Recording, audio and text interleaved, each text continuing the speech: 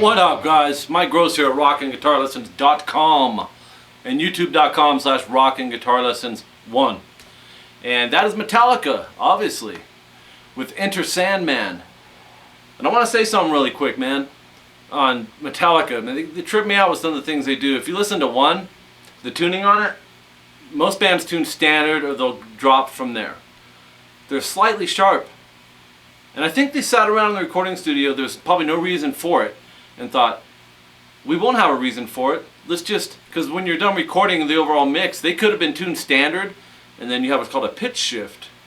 And they could have dialed it up a little bit to make it slightly sharp from standard. And I was figuring this one out, unless my tuner's wrong, which I don't think it is, this one is just barely sharp too. It's a trip.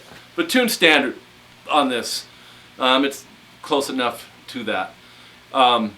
And you know, they, like I was getting to a second ago, and they're in the studio like, hey man, let's mess with our fans, and let's like mess with the tuning and screw with the guitar teachers. They'll be like, what the heck happened, man? I've seen it all in 20 years as a teacher with some crazy stuff. But they're the first one that I've seen tuned sharp, and I'm sure there may be some more out there, but it's the first band I've come across that's done that. And here I am talking about it. So it worked, you know. No major reason for it, but it worked. I'm sitting here talking about it. So let's jump into this. This is the main hook. You know, they have the intro that's goes through that for a while. This song just keeps building. But we're going to do the main fat chunk part. So you'll hit the open E and the second fret on the A, like that. One time. Then hit the E string by itself.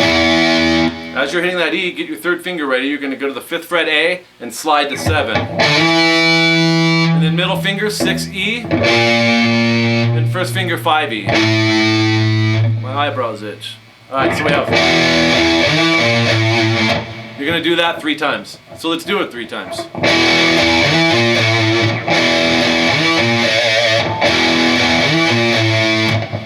That's 3, right?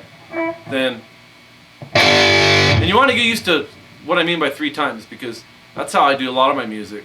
You find the beginning of a riff and where it ends, and see if it starts over again, which most music 90% of the time will.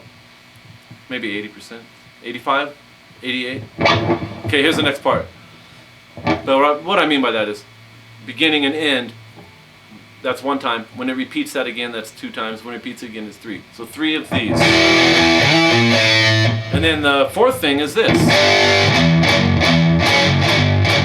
You'll go to a G5 power chord, 3rd fret E, 5th fret A, and then palm mute the E, and then go to 2nd fret E, 4th fret A, palm mute, open E, but I leave my pinky down, and I'm palm muting that low E. The reason I left my pinky is because I'm going right back to the 2nd fret E and 4th fret A. So it's. Then go to the 3rd fret E, 5th fret A, palm mute 1 time, and back to the 2nd fret E, 4th fret A. And then you repeat everything. So in your mind, think of it as that first riff I showed you. Riffs are the little pieces, you know, the 1 time, that's a riff.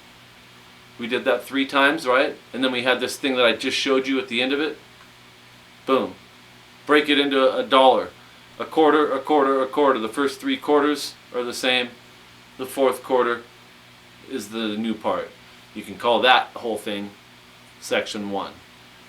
But in the song, it's not section 1. It's probably the 4th part. But you catch, you pick up what I'm putting down, right? Right? Yeah. Okay. So anyways, that's it for Metallica, Enter Sandman. Hope you guys enjoyed that. Hope it helped you.